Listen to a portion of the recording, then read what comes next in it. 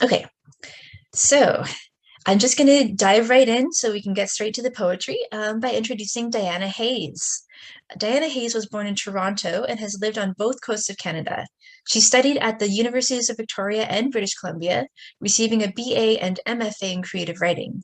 Her published books include Two of Swords, Moving Inland, The Classical Torso in 1980, The Choreography of Desire, Coming Home, which was an anthology, This is the Moon's Work, Labyrinth of Green, and Gold in the Shadow.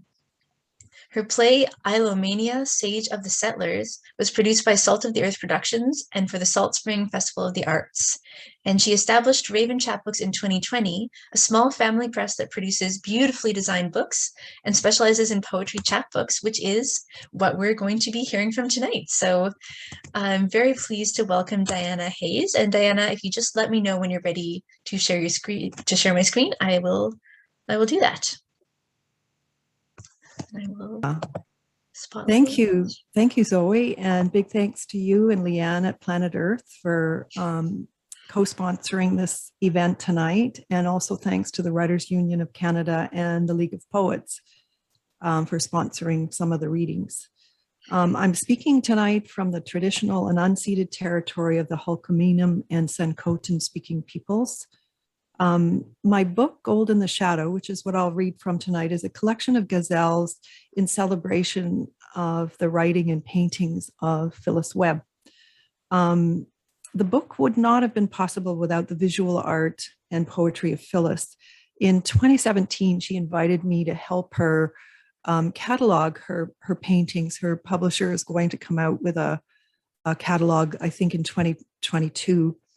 And I think I had spent so much time immersed in her visual art as well as her writing over the years that somehow it led me into this world of the Gazelles. Phyllis had also written Gazelles in a couple of her books, so I was familiar with the form through her. I've known her since the late 1970s, and so she's been a mentor and a friend over the years here on Salt Spring.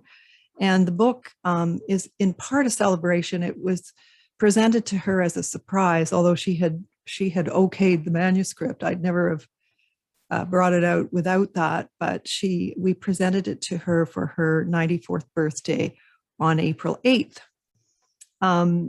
One quick note about Gazelles. Phyllis and I both came to an agreement that we preferred that pronunciation, even though many English-speaking people use the more traditional Middle Eastern pronunciation. And the etymology of the word actually comes from the cry of the gazelle when it is cornered in a hunt and knows it's going to die. So I'll start with a few slides. I'm going to show a few slides of Phyllis and a few of the paintings just to give you a sense of her work. And then I'm going to read a series of gazelles. So Zoe, we can start with the slides and I'll just speak to them.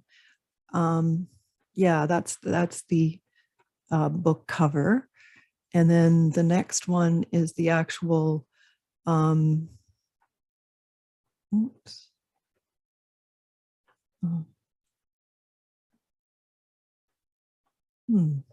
There we are.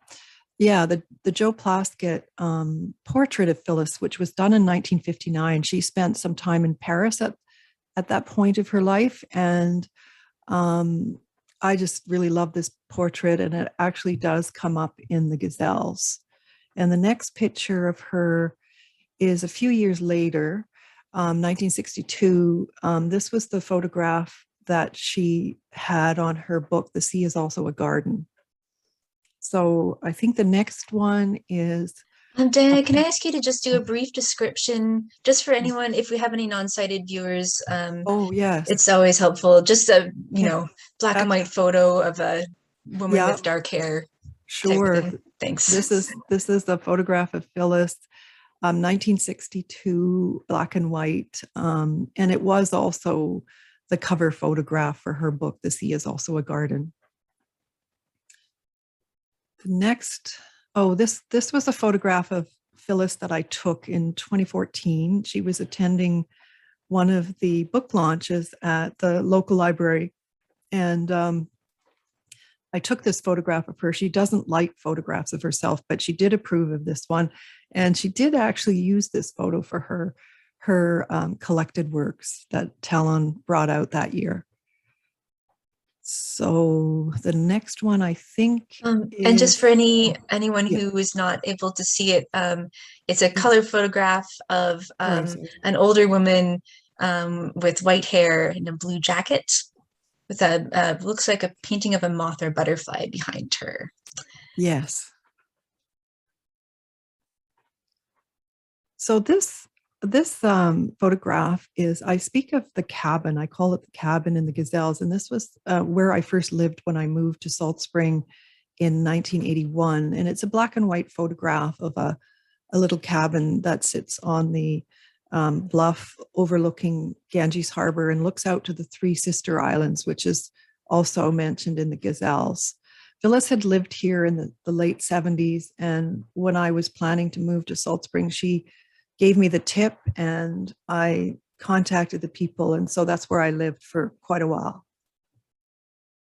And the next one is just a little bit of a sense of colored photograph of the beach walk from the cabin. If you go down the stairs from the bluff, you can walk all the way down to the midden towards Ganges and back on that beach. So these are just a couple. There's a second one after this that gives you a bit of a feel for the walk from the cabin, which I would do most days.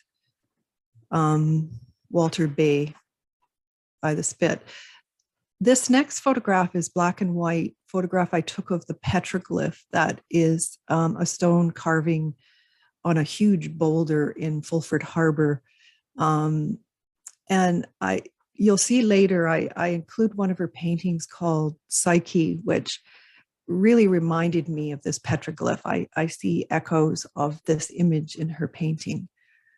So I think the next, oh yes, this is my photograph of Wilson's Bowl, which is also a stone carving on Churchill Beach. Phyllis published a book in the early 80s, which was called Wilson's Bowl, and she speaks of this in her poems. And then the painting. So we'll just go through them, I think, Zoe. I won't just talk about each one individually. The first two, this one is Deeper into the Forest, which I actually bought. I really fell in love with this painting, and so I have it. And the next one is Bronze Icon, which was a painting that she gave me actually for my wedding. It was a wedding gift. And just a very brief description. They are, because this is mostly what you want to show, right? Yeah. They're relatively abstract. The first one is a colorful, relatively abstract painting with blues and pinks and browns. And then the next one is much darker with rectangular, three rectangular spaces within the blackness that are kind of brown and blue. Mm-hmm. There we go. Yeah. Hard to describe. It is. They are very much abstracts. And she would get quite annoyed with me when I would suddenly see things going on in her paintings, and I'd see stories and I'd see characters and I'd drift off into the painting, and she said, no, they're abstracts. But then of course the Gazelles grew out of these images. So I think this is Remembering Provence. So the rest of the ones I've chosen here usually crop up in the Gazelles. And just a brief description of this one too. So yeah, lots of blue. She loved blue and purple. I think purple is her favorite color.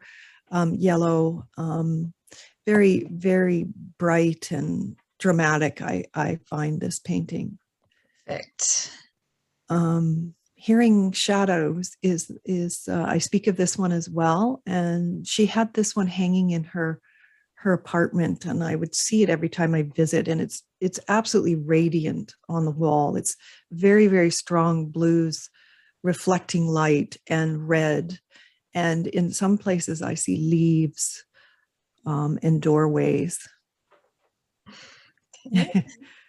And this one is Psyche, which is again an abstract painting, lots of blues. In the center of it, you'll see it.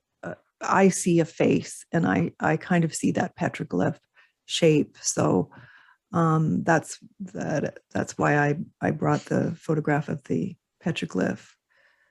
And there's a couple more untitled, kind of geometric, more pastels, mauve pastels, and kind of clouds in yellow and triangular shapes. Right.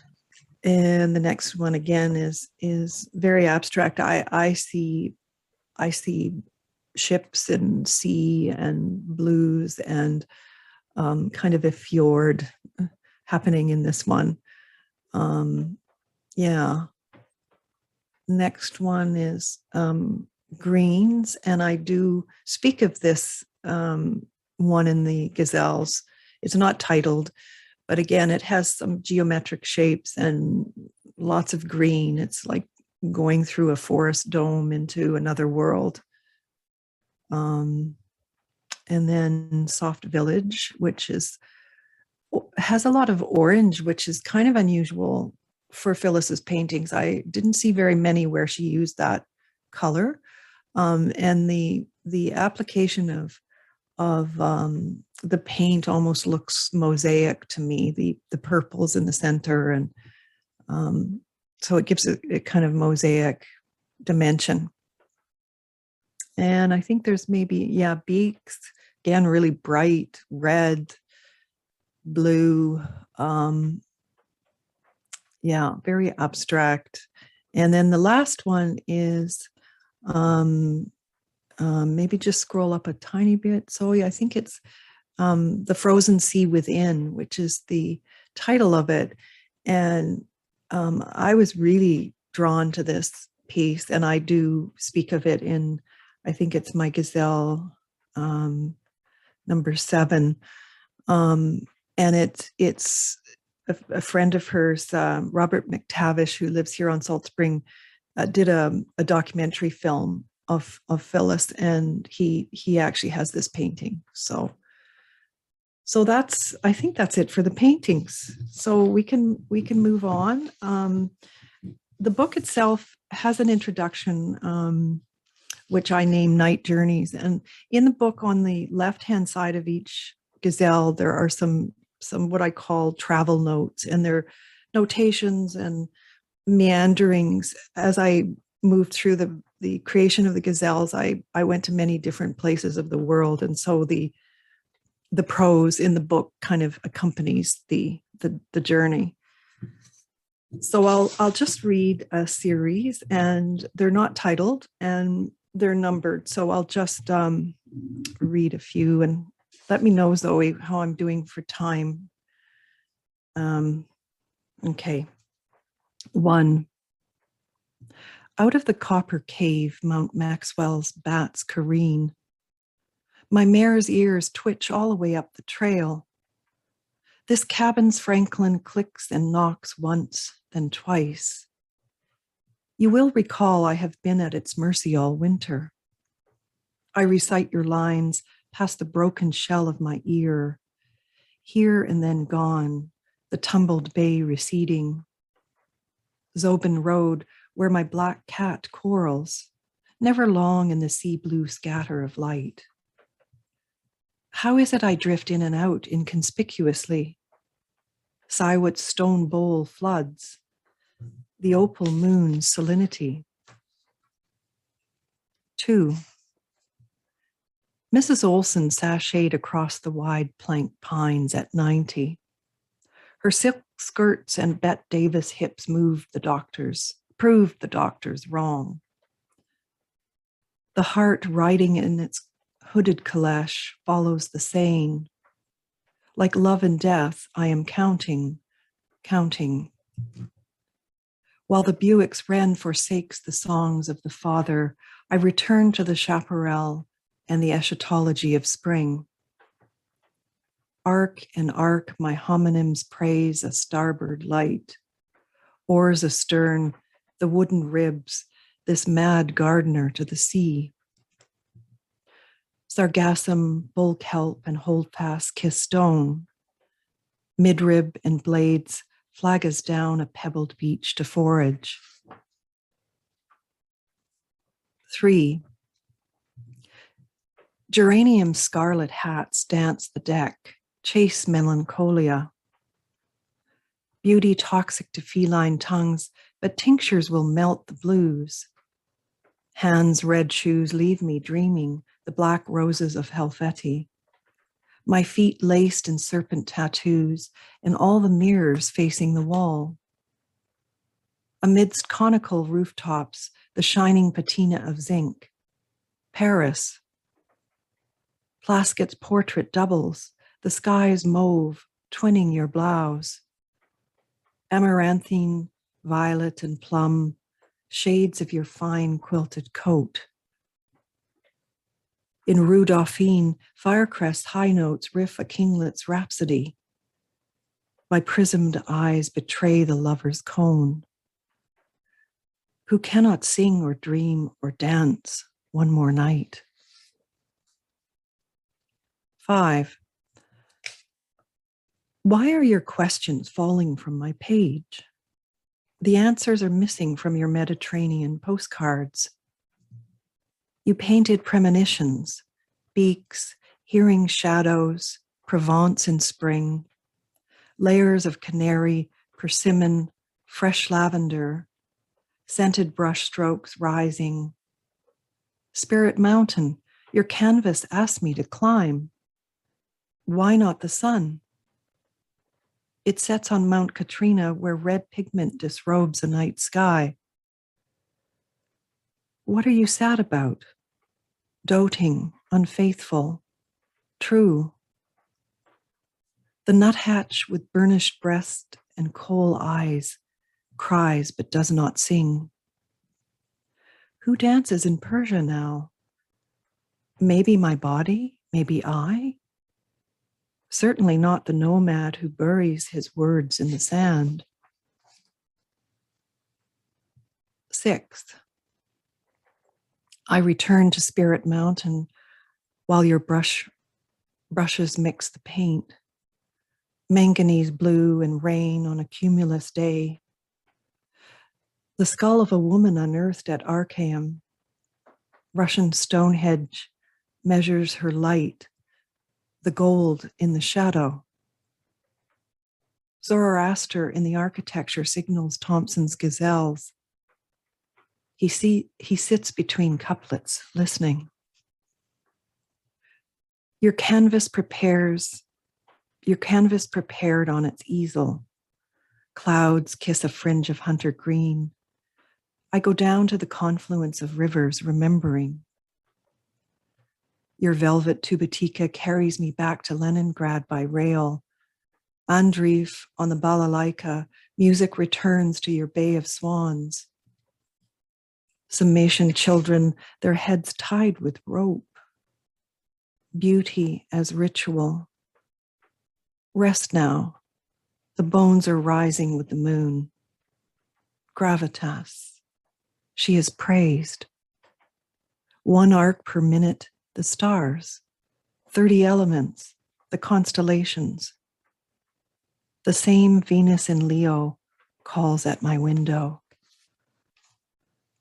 And I'll finish with Gazelle number 7, which is the one that relates to the frozen sea within. White Zeppelin, your fins have fallen into the sea, over. Moon sees double, absinthe in her blood.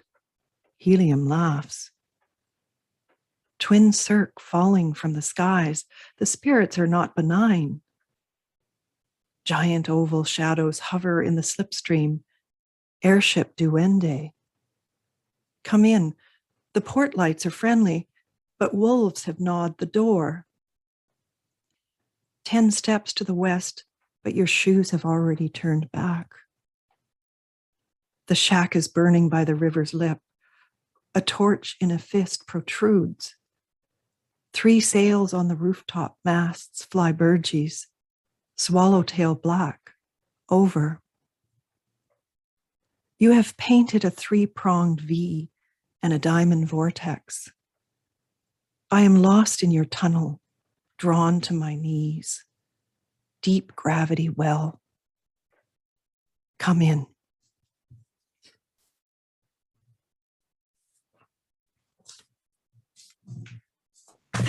Wow. Thank you, Diana. Thank you. I see people clapping in their muted little boxes there. Wow. It's so amazing to have looked at the images, those paintings, and then see what you got out of them.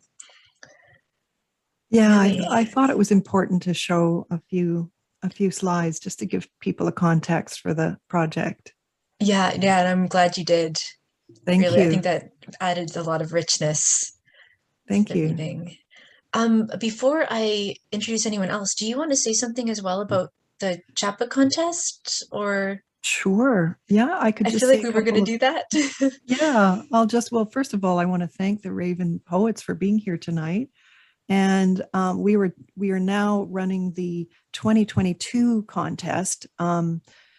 So it's open to all poets, emerging and published Vancouver Island, all of the islands in the Salish Sea, and it's also opened up to the Sunshine Coast and Howe Sound Island. So it's quite broad reaching. Deadline is November 30th, and the website gives you all the guidelines and details, but I encourage everybody to submit. Judges this year are Jane Monroe and Kevin Spence. And they've worked together before, and they were quite excited to be working on this together. So, yeah. Excellent. Okay, and I'm going to drop a link to all the details in the chat right now. Thank you. Anyone wants to check them out? Really wonderful contest, a great way of spotlighting poets in this area, and beautiful chapbooks are produced from it. So definitely check it out, everyone. And just one thing I meant to mention, Zoe, is that Kyeren, who's reading this evening, won the 2021 chapbook contest, and she'll be reading from her winning manuscript, which is wonderful. I'm so glad she's here tonight. Yay! Excellent. All right. So hopefully we'll have a chance to sort of applaud everyone all together afterwards, and maybe have a little chat if there's time. But for now, I'll just move along with our next reader. That was really stunning, Diana. Thank you again. Okay, so Lorraine Gaine was born in Niagara Falls, Ontario, and grew up in Toronto.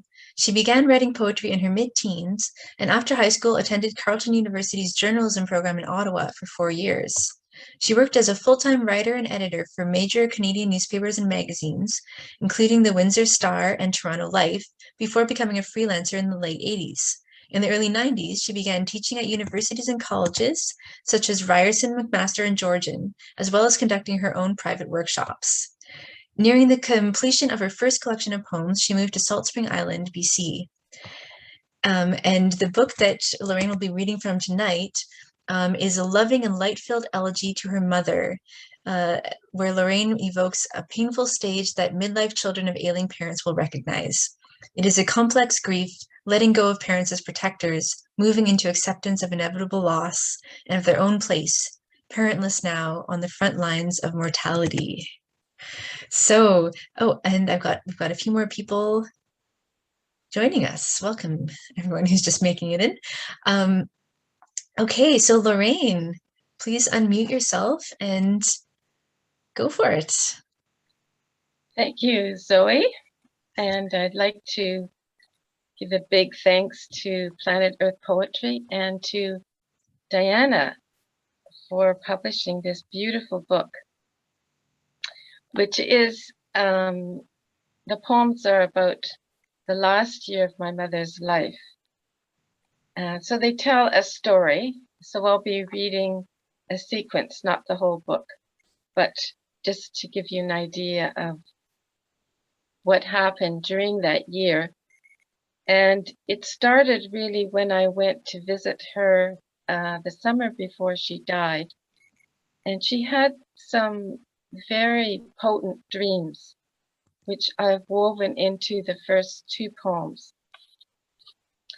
So the first poem that I'm going to read is called The Girl from Poland. In the dream, she came to the front door and you let her in, a young girl with holes in her dress and crooked bangs. She spoke only Polish, but you understood her well enough. Your 5-year-old self who traveled with your mother and 2 sisters from Danzig across the English Channel by boat, then across the ocean, where you lay sick in a hammock for days before docking in Halifax. Arriving at Montreal by train, you fell down the station steps, your mother fearing you were dead. Buoyed by the kindness of relatives in Windsor, your family moved to Thorold, where you collected scrap metal and coins, learned to speak and write English in school, and despite the strangeness of it all, you were happy, roaming around the streets with friends and sisters, while your mother canned fruit in a factory, and your father worked as a carpenter. Survival, a thread of hope for a new life. All of this held in the dream girl's eyes, and also what came after you quit school. No money for books, but working was in your blood, so the jobs came easily.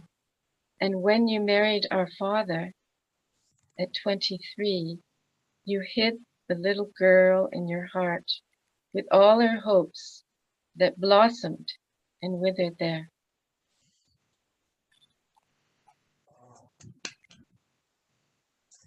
The next poem is called Death Dream.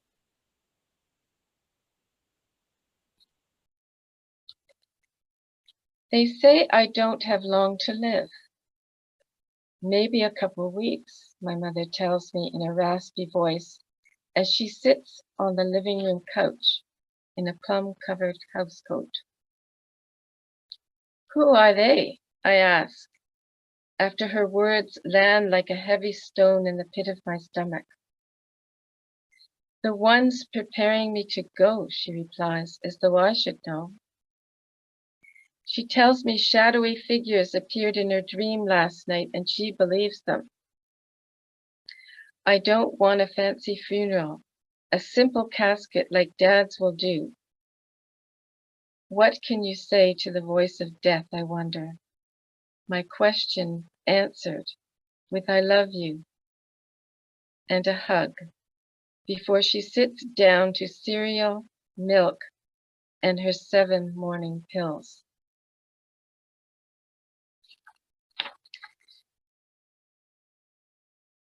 After being with my mother for a couple months, I went back to Salt Spring, where I lived. And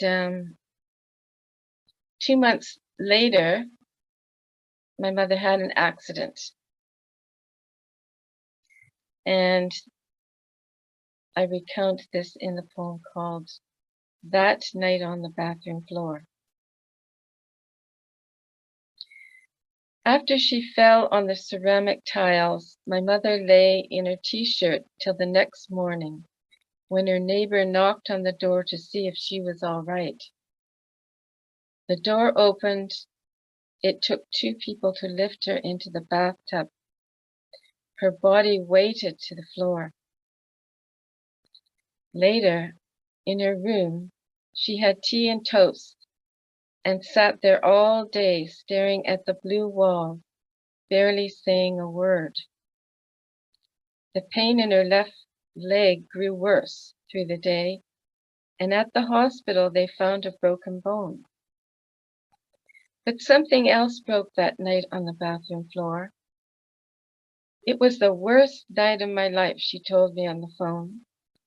And weeks later, after bad food and learning to walk again, she said, I'll be glad when I get out of here and stand on my own 2 feet.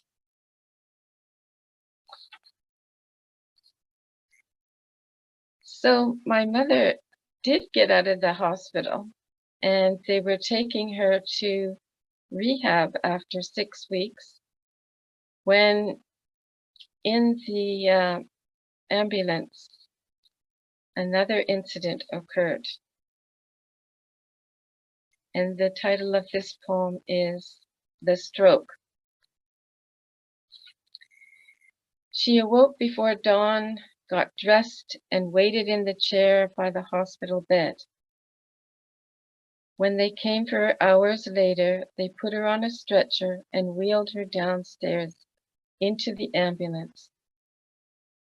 It must have begun there, the surging pressure through her veins until one or more narrowed shut, no oxygen in her brain.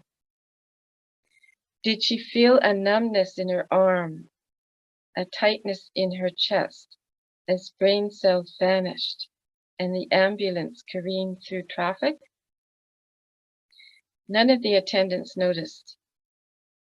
When they wheeled her into the rehab center and up to the second floor where our father died 16 years earlier, she was not the woman who left the hospital a half hour earlier. Later that night, a nurse found her lying on the floor near the bathroom.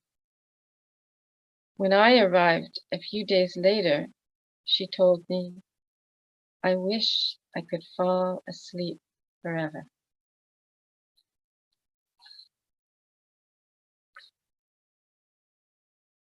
So my mother stayed in the rehab center for a few weeks, but there really was no, it wasn't a hospital.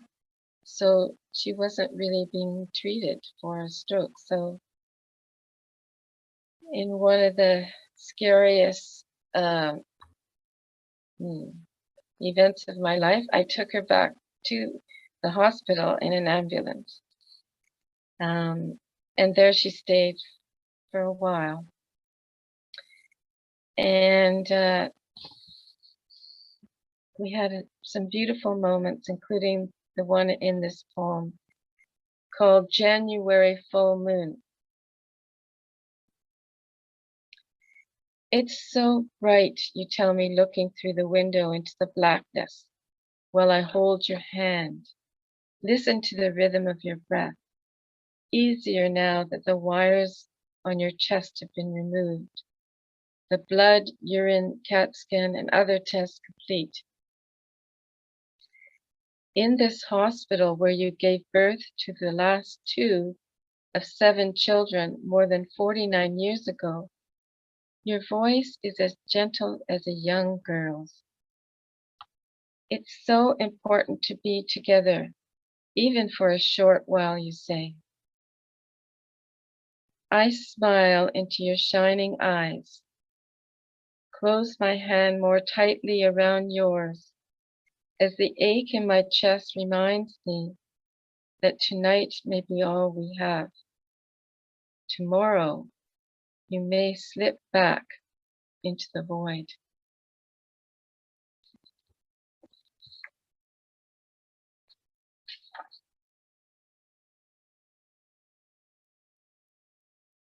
So eventually, we decided we needed to take my mother out of the hospital. So we found a retirement home for her. She wasn't eligible for long-term care. Or the ones we saw were not very good. So this next poem is called Leaving the Hospital. I bundle you up in your black hooded coat, squeeze your leather gloves onto your hand, and wheel you to the elevator. Downstairs in the lobby, we watch the falling snow and wait for the cab. When it comes, the driver puts down the ramp, moves you inside, and clamps in the chair.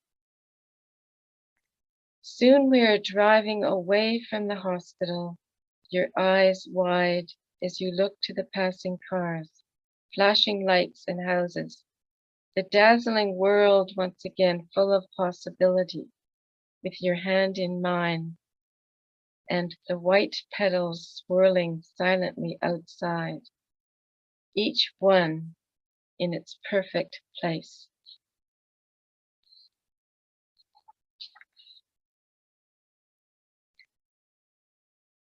So my mother is now at the retirement home. And one day I came in and she was in quite a luminous state. And I had found something for her. So this poem is called The Cross. Look what I found in your purse at the bottom of the closet, I say, by your bed, where you're sitting upright, eyes luminous in the curtained room. I reach into the gray felt pouch, draw out a metal cross, and place it in your right hand.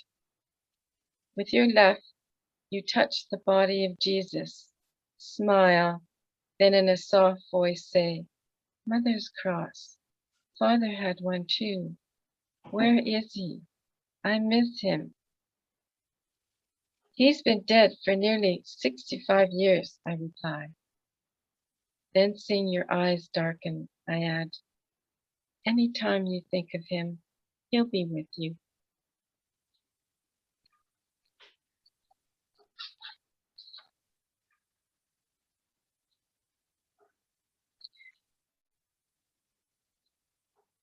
In late June of that summer, I flew back to Toronto, and about an hour before I arrived, my mother had had a second stroke, and she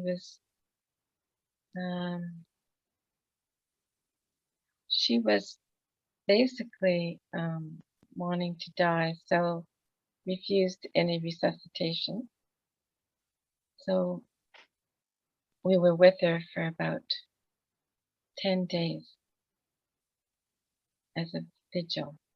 And this poem is about the time she died. Her last breath.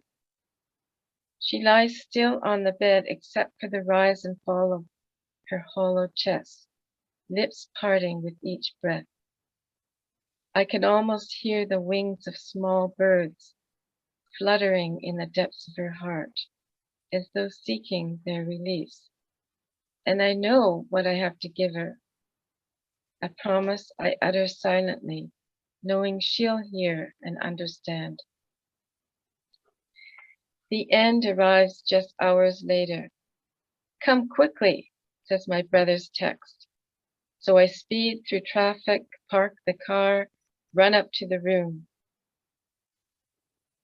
Her breasts are further apart now, intermittent waves on a distant shore. And when I hold her left hand and David her right, she breathes in a final wisp of air that disappears into the silence she becomes.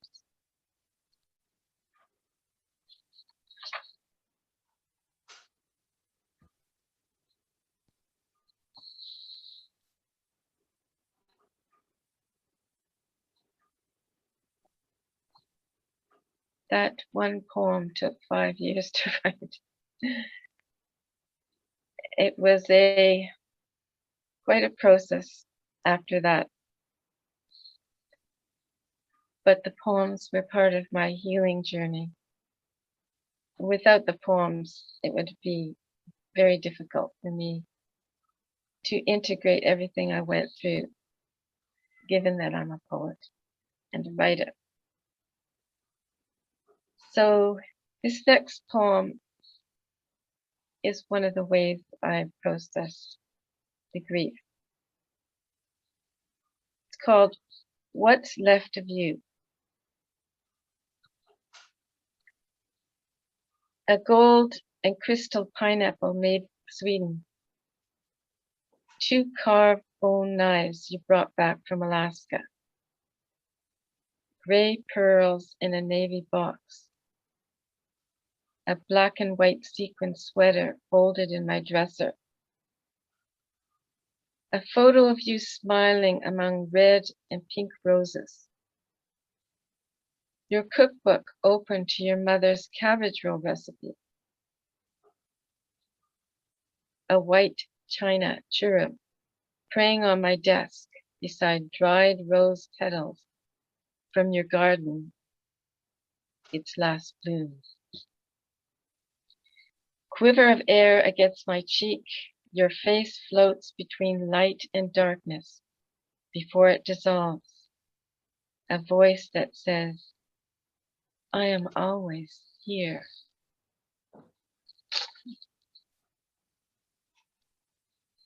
And then more grieving, which lasted several years. As described in this poem, Early Morning Omen. Black folded wings gleam as I turn the bird over on the forest path, stare at the yellow curled claws, open mouth and thin tongue dangling. I carry the bird up a small slope, cover it with brown cedar boughs and offer a blessing as a familiar ache in my heart opens, quivering with grief. Later in my room, my mother's face floats between blackness and shimmering light. Don't grieve for me, she says, smiling, then disappears. For 2 days, I wait for her return. On the 3rd day, back on the path, the trill of a bird rings through the forest, the song clear and boundless through the November air. And one last poem. It's the title of the collection, and it came from a photograph that I took the day before my mother died. It was my brother's birthday, so we had to celebrate it. So he was there with his girlfriend and a few other family members, and I took the photograph, and only later did I see what was on it. So this poem, as I said, is called Arc of Light. Only later did I see it in the photo, a white luminous arc floating over my mother's body as she lay in bed the day before she died. The more I looked at the image, the more I realized she was already lifting from the body that could no longer hold her here.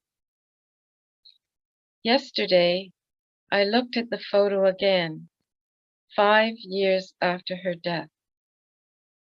The arc was still floating above her, all softness and light. Thank you. Oh, thank you, Lorraine. Wow, I'm sort of gutted by that. Oh, in the best possible way. Oh, good. God. I felt that was so full of sorrow, but also love, a lot of love in those poems. And that was so touching for me. I actually just got back from visiting my parents in Quebec for the first time since the pandemic, and my mom had her 73rd birthday.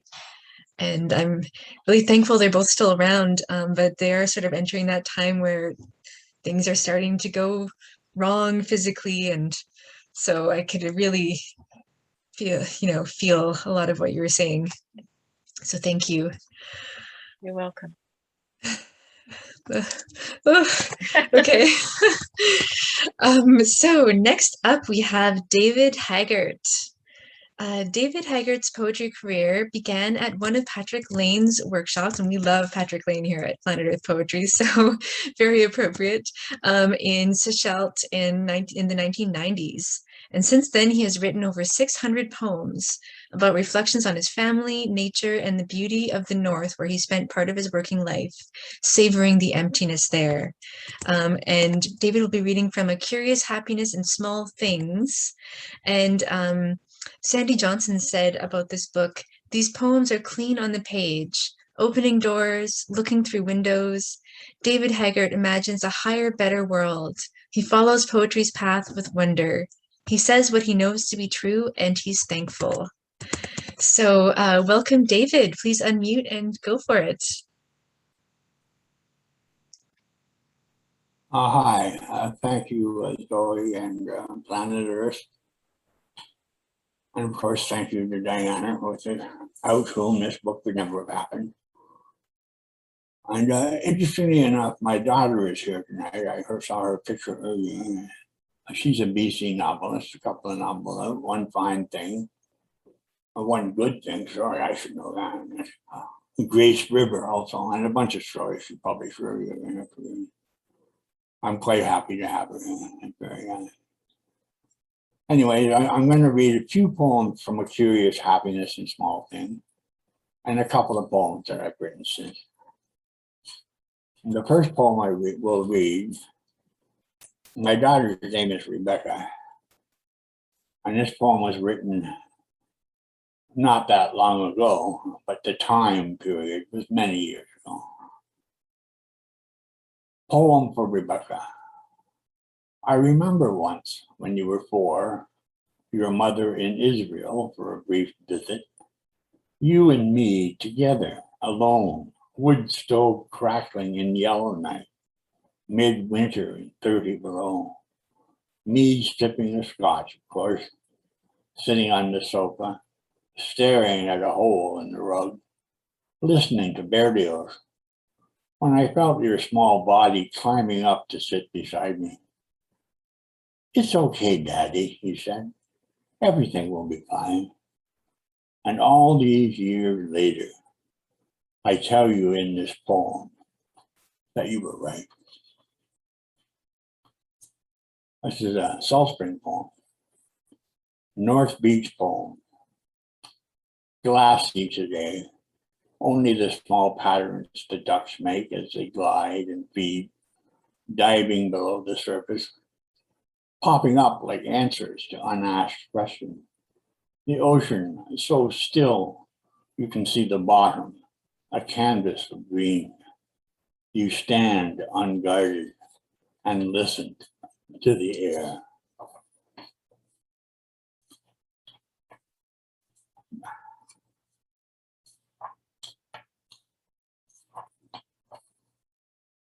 I'm going to read the title poem now. I've just come across. It's called A Curious Happiness in Small Things. I get a ride down the hill in the back of her pickup. She's near 80, maintains a small acreage on Mount Maxwell Road. She drives quickly and precisely. An inspiration. Who can tell what's inside? How the bones ache, how many losses sing beneath her skin.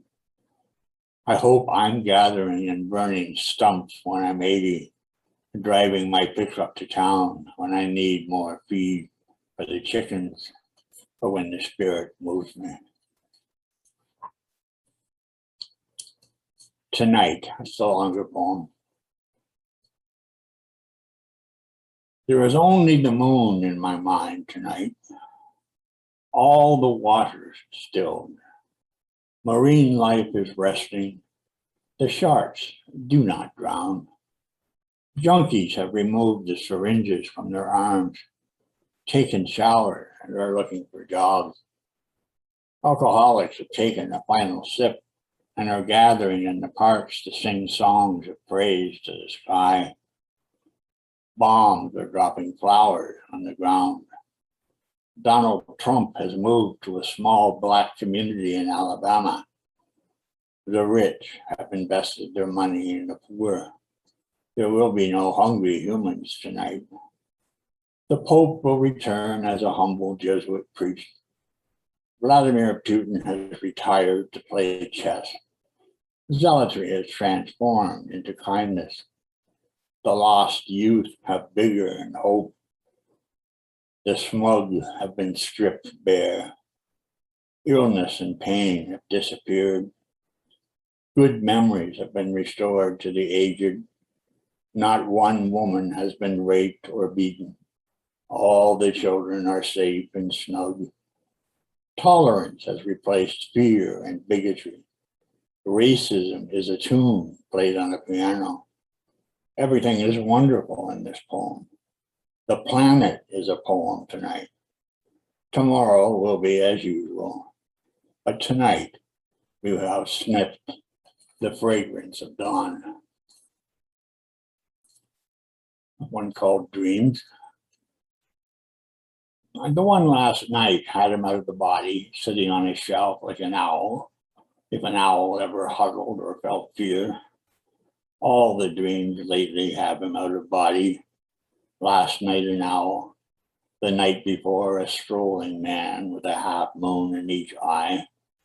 The night before that, a rustling rodent living in the wall, listening to him breathe. This poem is called Root, about my family. I write about my family a fair amount. Root. I live with my sordid secrets, my everyday pain. Inured to them now, it is sometimes an honor to be this way. I have a family, they are 3 miracles, the embodiment of grace. I am their root in the dark earth as they bloom, reaching for the light, the enormous sky. Here's a little one called That Year.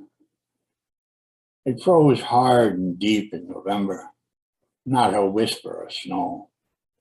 You stand on your skates, all 60 pounds of you. Open your coat, and the wind moves you upriver toward the rest of your life.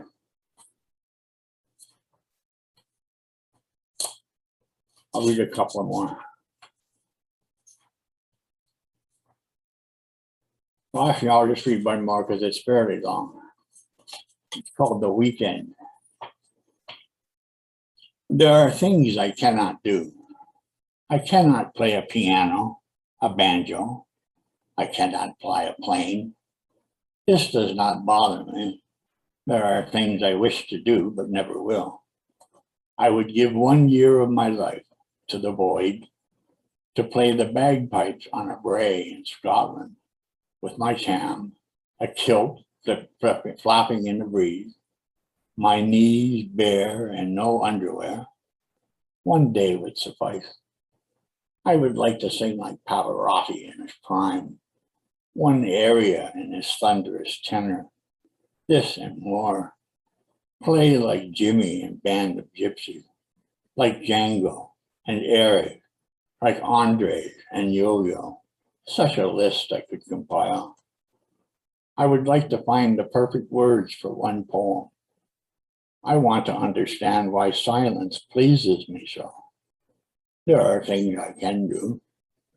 I love my wondrous daughter, my grandchildren who are bright islands of hope. I see the world as clearly as I can. I do not turn away or wish it different. I write my poem, poor ragged things in a cracked and dusty mirror, my gifts to the few who read them.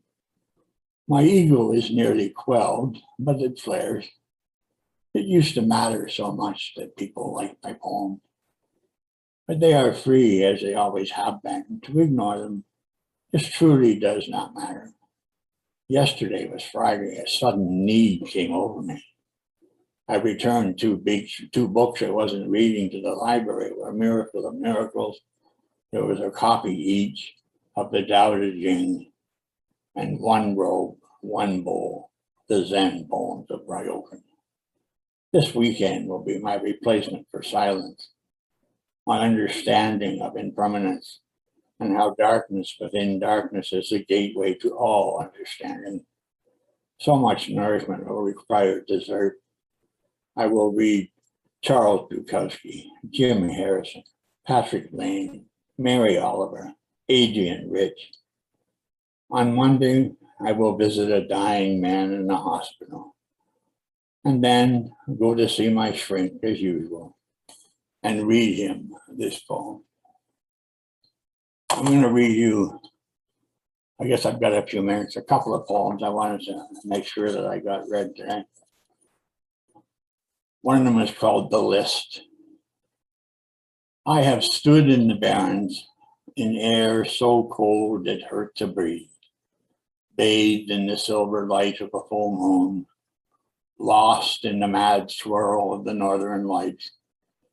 I have held my infant child in my arms, lost in the wonder of her face.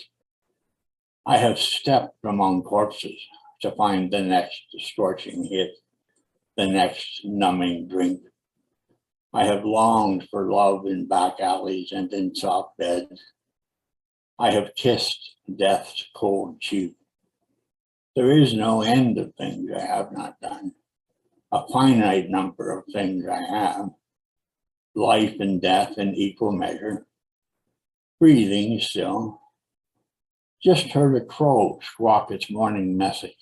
Here, I'll put that in too. And this one's called Beauty. That's what's on my mind. The song, Hallelujah, written by Leonard, sung by KD, me standing in a rain-swept alley face to the sky, weeping as the lyrics cascade over my wrinkled visage and through my emaciated soul, magically composing the most beautiful poem I have ever made, knowing I will not remember it. Leonard, KD, me in my poem. All of this a dream, all of it real, as the tears, the rain. And I've been ordered or requested to read this one. It's not a masterpiece by any means, but it has a certain je ne sais pas. It's called the Tao poem. Tao as in Tao Te Ching, to make the reference complete. It is late. There is nothing in my head. I am a poet. I write. There is nothing in my head. I am sad, but everyone is sad at one time or another. No meat on that bone. I like rivers. I write. I like rivers. Rivers that meander are my favorite. Lately, I've been reading the Tao Te Ching, not because I'm smart, but because there is a very good chance I might be stupid. Not to worry, says the Tao. Neither matter. You just are. I decide to burn all the poems, every scrap, every scribble. This strikes me as a very Tao-like thing to do. Then I remember a sign I saw yesterday. Absolutely no fires. If you had just written a poem like this one is turning out to be, wouldn't you want to burn it? Of course, I could just stop writing it. What could be more Tao-like than that? But there's the matter of the other 800 poems. Lucky bastards, it probably won't rain for a couple of months yet. I might not be crazy, but I am addled. As far as I can tell, the Tao would tell me to write until bonfire time. But that could just be my ego. This poem has to stop sometime. It just has. Thank you very much.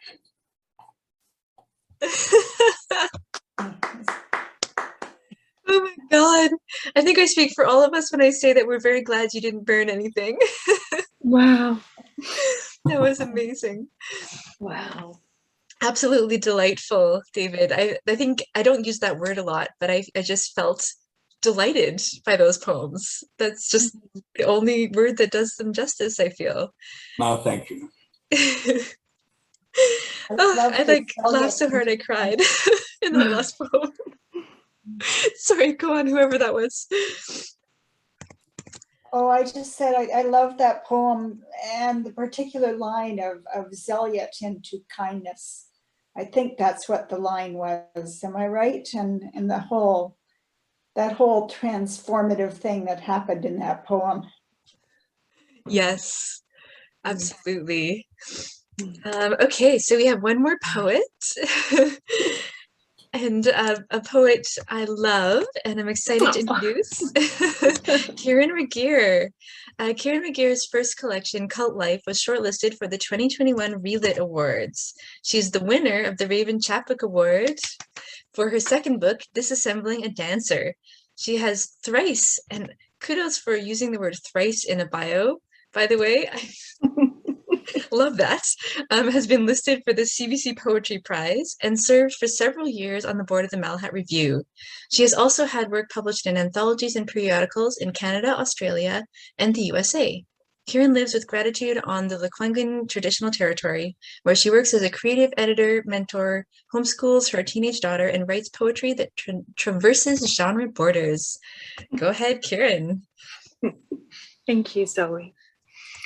Wow, I feel really honored and quite humbled to follow three such astounding poets, and I'm so grateful to have heard you three and be a part of this tonight. Thank you, Zoe. Thank you, Planet Earth Poetry, for co-hosting, well, co-sponsoring the Raven Chapbooks Awards and the Raven Chapbooks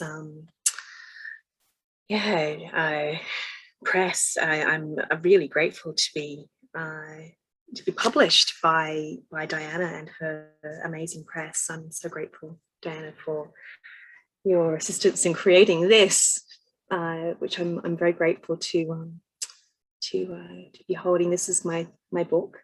This is a sculpture, actually, by a Brazilian artist called Monica Poloni. It's a life-size sculpture, and there's more artwork by her in the book, and also artwork by a dear friend of mine, Lindsay Beale, who this is a ballet shoe spine. I don't know if you can see it. It's made from ballet shoes. It's the most beautiful book, and with the binding that kind of resembles, ballet shoes with a pink ribbon. I'm just astounded to hold this and to be able to read from this. It's something that I started a very long time ago when I was in, I think, second year at UVic in my undergraduate degree. So to have it complete is wonderful. It's although it's poetry, there's prose, there's monologue, there's even a multi-voice dialogue, and it's kind of a quasi-narrative as well. So that's what I mean by traversing genre boundaries.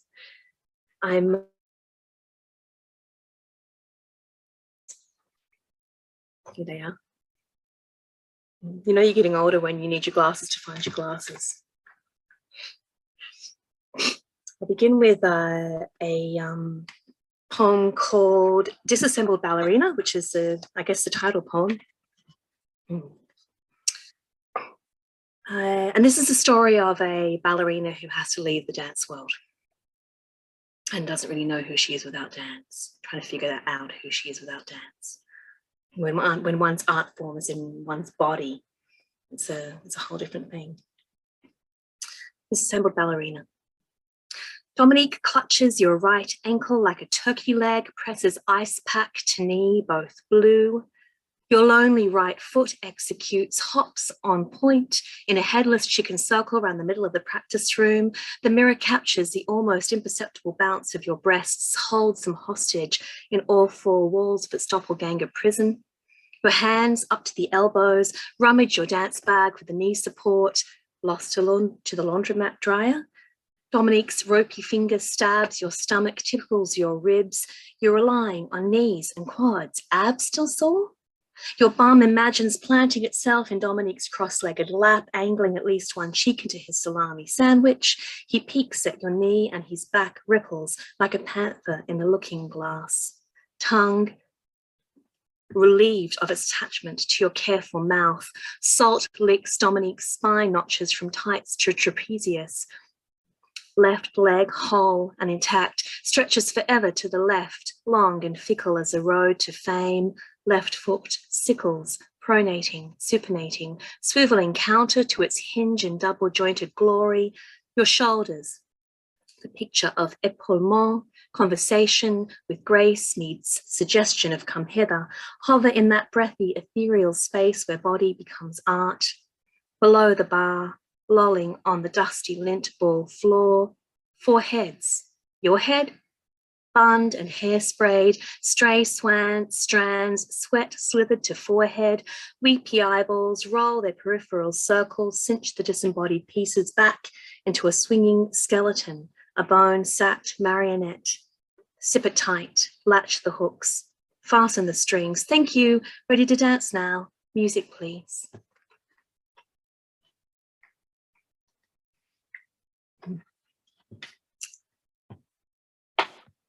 Ciao, baby. Prolonged bruise to the right cuboid, 4th and 5th metatarsals, possible stress fractures, long-term deterioration, MRI scheduled. 6 months ago, as Stravinsky stormed the wings, you shuffled forward to peek at Sasha's tours en l'air, and Annalise stepped back. Just the satin-seamed heel of a point shoe, mere weight of a waif, gristle grind, ebullition of nerves, and 16 seconds later you elevate through the thunder in your foot and Susu on the stage with the core, those tight traveling steps on point, spreading pain like butter, the blade of your foot, a slice of rye. Untreated condylomalacia patella and pesazoline bursitis of the right knee, deterioration of the articular cartilage, surgery recommended.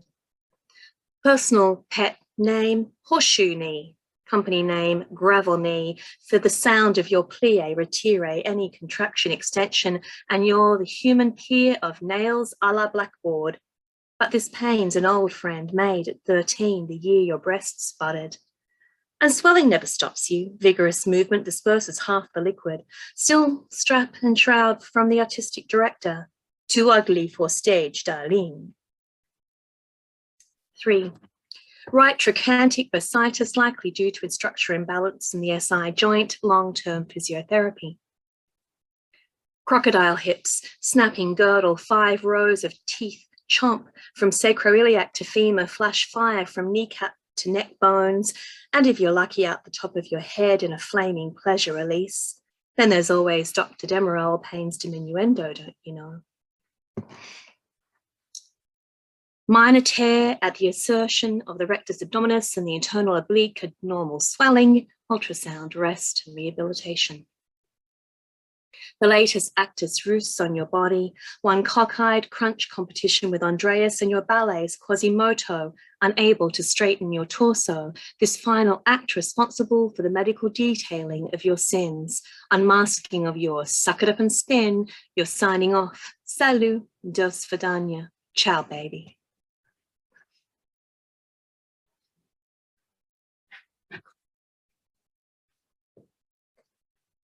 Not your show bill.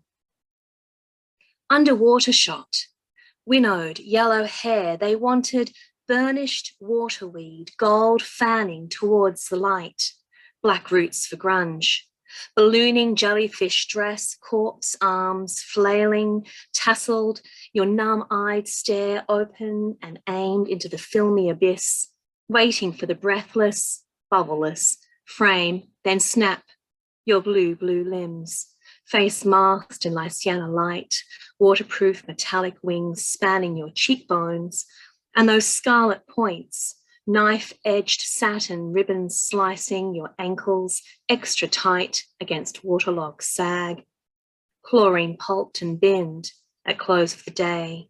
The dance belongs to someone living, your zombie angel face framed, fit for the foyer, for riding the side of the bus.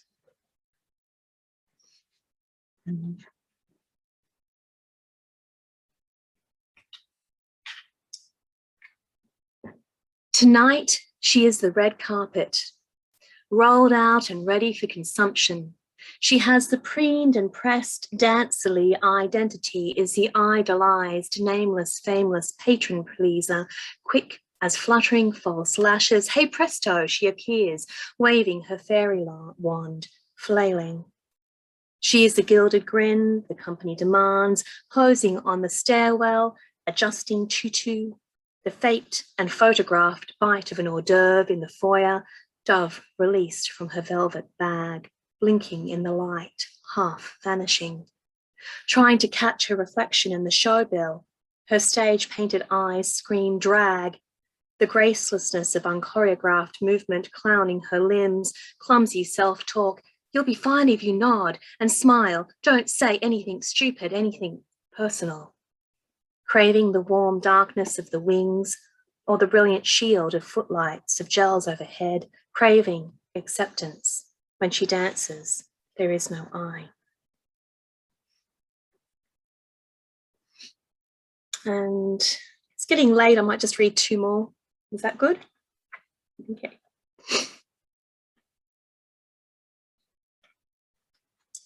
Midden. Your quarterly subscription to Point lands like a tombstone on the doorstep, winds you up to wobble about, one-legged mechanical doll, purging beloved decades of ballet mags, declutter 3 seasons of programs, Balanchine's leather-bound stories of the ballet, etc. Baryshnikov's Nutcracker on VHS, all the love-worn tapes, bagged, dragged, twist-eyed to the dumpster, and that framed show bill, yes, and the porcelain ballerina music box from the practice room of your puberty, stupid Swan Lake snow globe with the big booped waif, Degas, marked Degas, tea mug, yes, that too. Pavlova and Nijinsky embraced in sepia like a pair of depressed showgirls, tear them off the wall and forget to recall the red shoes tucked beneath your pillow. Flop onto the kitchen floor, ice the knee, the hip, and keep Isadora fridge magnets barefoot forever, wondering if the desire to wear a ridiculously red long scarf is suicidal copycat, see it bleeding through the window of the uptown streetcar. Tassels tripping up metal wheels, snapping your finch neck like an Xmas cracker.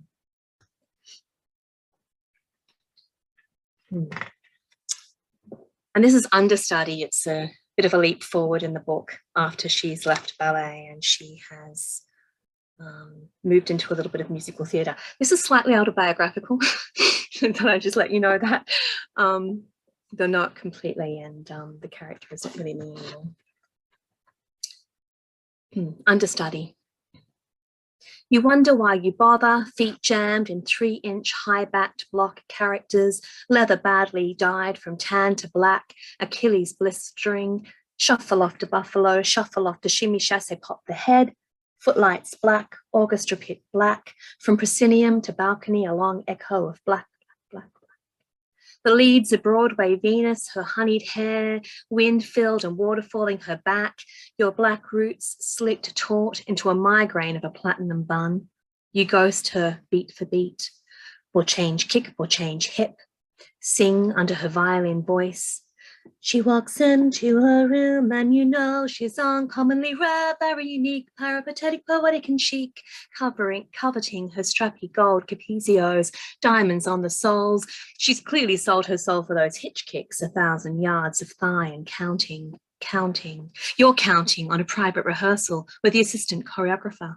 Late night pas de deux lifting you into the realm of a real role. You dance faster, faster, harder, harder. You want it so bad. Again. 1 and 2 and toe rise, petit jeté body roll. 1 step from singular sensation, and your Achilles burns a dervish of Chicago slides and Fosse fans. You wish the mirror lied. Her breasts are a pair of shiny apples in the proverbial garden, and your twiggy chest won't be more than a padded bra, a matte insert in the glossy Warhol-esque program, a monotone announcement when the house lights go down. Ladies and gentlemen, tonight the role of Val will be played by, but only if she falls. Trips, slips, cracks a hip. If she falls, you win. Fall away, chaîné, 15 seconds of sun, lay out, leap, and down. Take 5. You scissor half moons and the high backs with industrial shears from wardrobe, Achilles cooling, stick your head out the stage door into the thundering sunlight and breathe. Breathe something other than rosin stink, sweat musk, dust motes. Breathe that cinnamon swirl of hot donuts on the corner of Flinders and Collins, the butterscotch waft of fresh baked waffle cones. On stage, the musical director warbles, "What I did for love, what I did for..." Linger in the sun. Rock to the beat of the number 6 streetcar, pumping that same track, da-da-dum, da-da-dum, da-da-dum, flat-chested and singing hard. Thank you. That was great. Wow, thank you, Kyeren. What really struck me about those poems was the rhythm. I could feel the rhythm of the